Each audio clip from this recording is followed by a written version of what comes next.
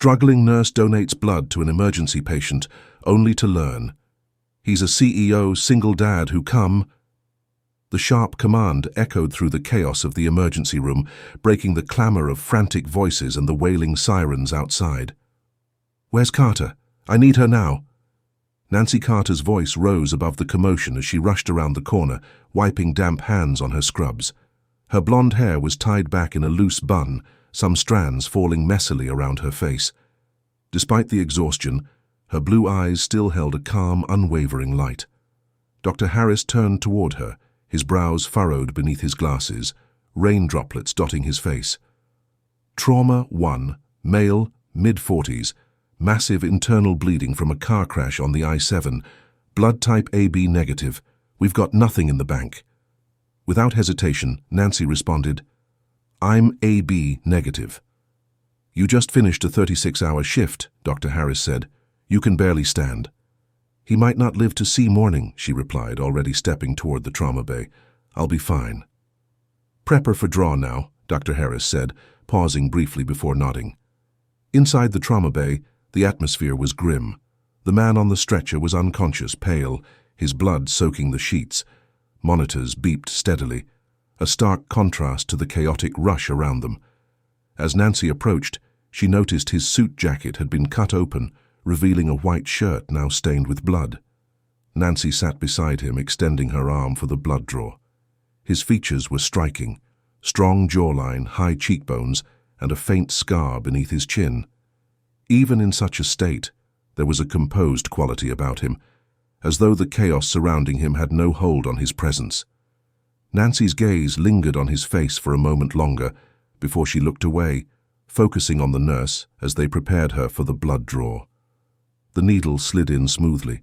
Nancy barely flinched, her focus entirely on the man in front of her. Minutes seemed to stretch, the room spinning with activity. Nurses rushed around, performing their tasks, while Nancy remained still, watching the rise and fall of his chest beneath the oxygen mask.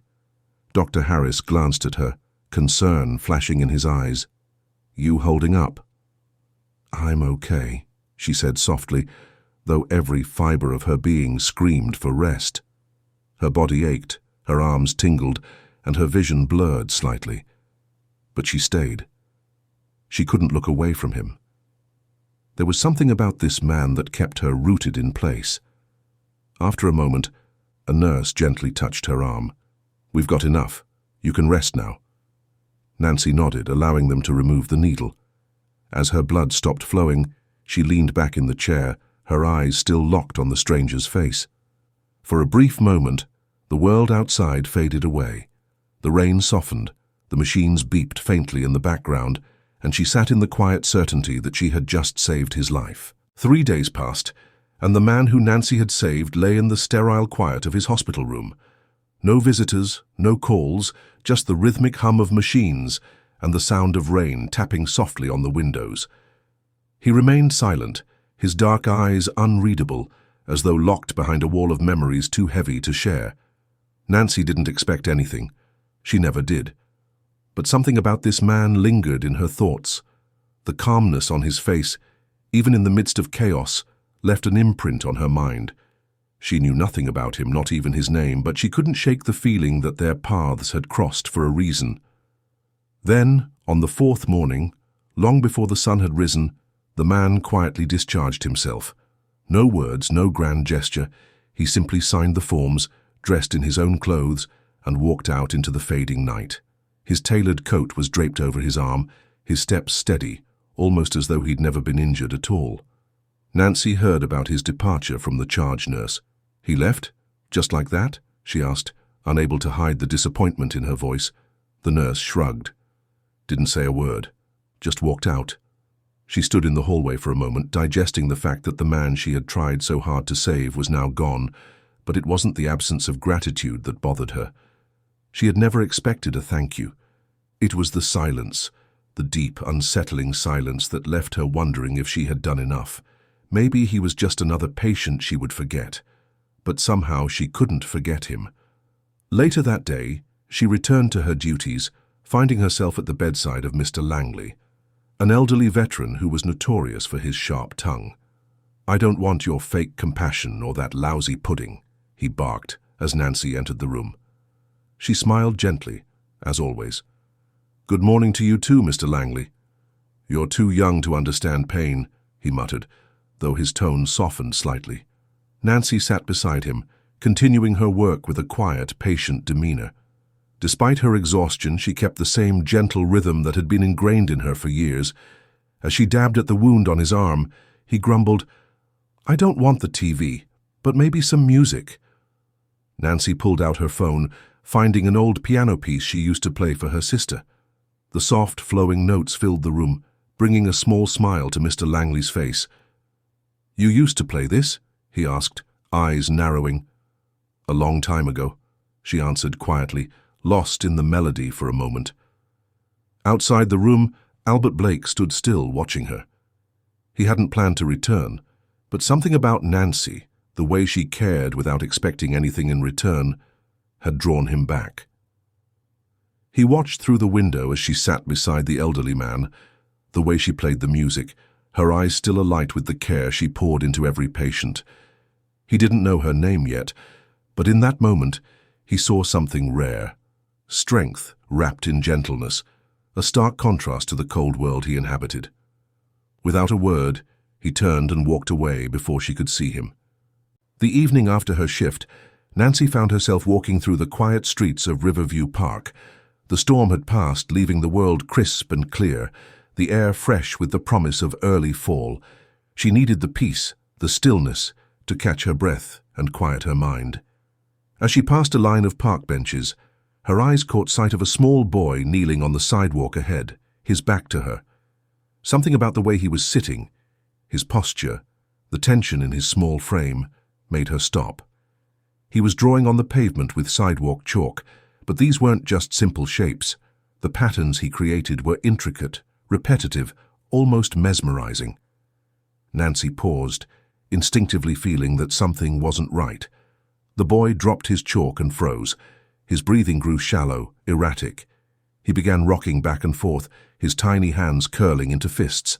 Panic swept through him, and his body tensed in distress. "Hey there," Nancy said gently, trying to approach without alarming him. "I really like your drawings." The boy didn't respond, his eyes wide but unblinking. His hands trembled as he continued to rock, his distress growing.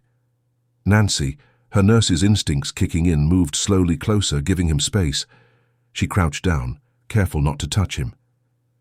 "It's okay," she reassured him. "I'm not here to hurt you. I just want to make sure you're okay." Still no response, but his rocking slowed. She continued speaking, trying to connect. "I used to draw with my little sister.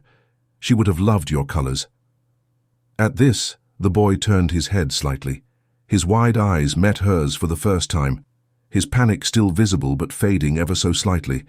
Without saying a word, Nancy picked up another piece of chalk, drawing a simple circle beside the spirals and patterns he had made. The boy stared at her, watching as her hand moved. Then he slowly picked up his chalk again, and with trembling hands, began drawing a line to connect their shapes. They sat in silence, their hands moving together in a quiet, unspoken dance of understanding. Nancy noticed a small tag on the boy's jacket. "Is your name Caleb?" she asked, her voice soft. He nodded once, his lips parted, but no sound came out. Then he pointed vaguely toward the woods behind the playground, his hands twitching with the threat of more panic. "Are you here with someone?" she asked. Another nod. "Did you get separated?" she pressed, concern tightening her chest.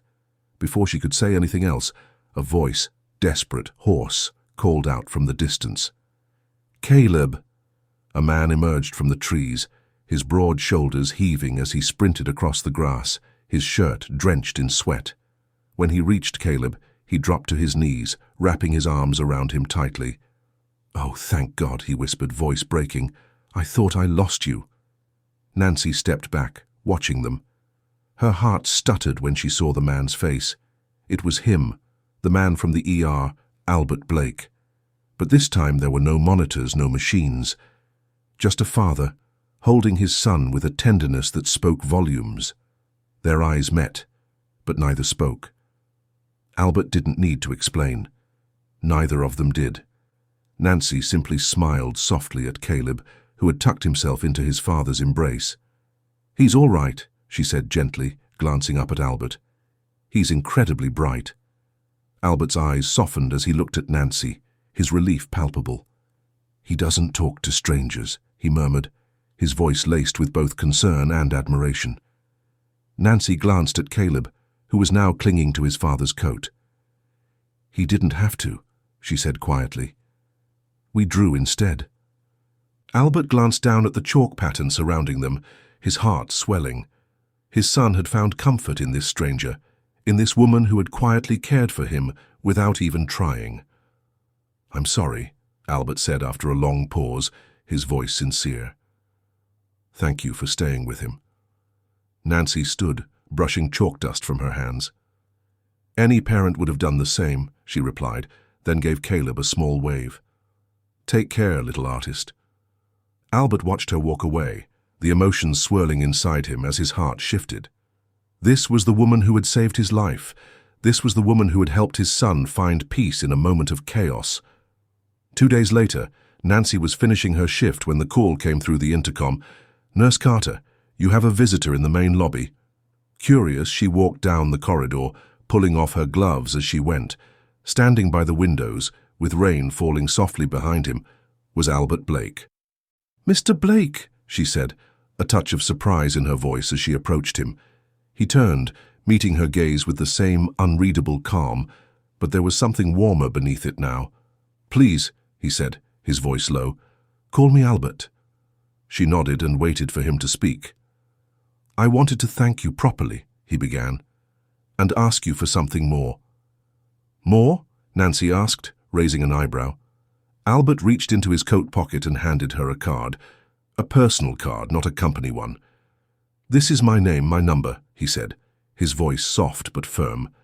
"I need help. My son, Caleb. He trusts you. That's rare.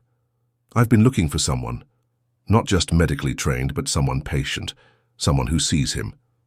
Nancy blinked in surprise. "You want me to work for you?" He nodded, his expression serious. "I want you to help him. He's bright, but the world moves too fast for him. He needs someone who can move at his pace. You've done that already." The offer was unexpected, and Nancy wasn't sure how to respond at first. "It's a lot to ask," she murmured, considering the gravity of his words. "I know," Albert said gently, "but I'm offering full salary, flexibility, housing on site if you prefer, whatever it takes." Nancy stared down at the card, her mind racing. The offer was tempting, but it felt too sudden, too overwhelming. But when she thought of Caleb's wide eyes, his chalk drawings, and the quiet rhythm they had shared, something in her heart stirred. Finally she nodded, her decision settling quietly in her chest. "I'll come," she said, her voice soft but resolute. "But only because he needs someone." Albert's lips curved into a faint, relieved smile. "I thought you might say that." If you enjoyed this story, don't forget to give it a thumbs up and hit that subscribe button for more emotional, dramatic, and unexpected tales. And let us know in the comments, where in the world are you watching from? We love hearing from all of you. Until next time, stay kind, stay curious, and keep watching.